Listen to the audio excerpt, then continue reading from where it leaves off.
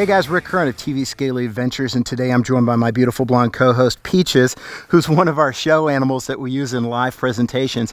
And it's because we wanted to show you a really cool tool from Midwest Tongs. That is the Midwest Tongs Python hook.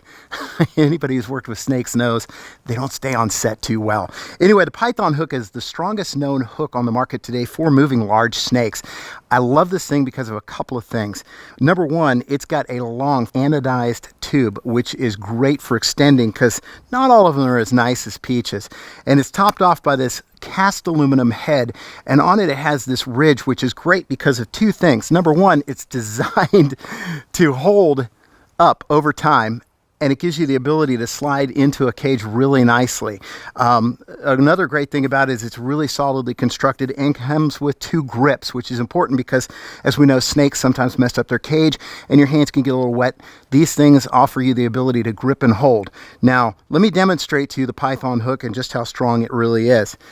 With Miss Peaches here, I'm able to hook right in the middle side, and I can pick her up, and I can move her, and I can lift her, and Miss Peaches is not a very light snake. And as you can see, she's able to rest comfortably on the hook, and then we put her back down.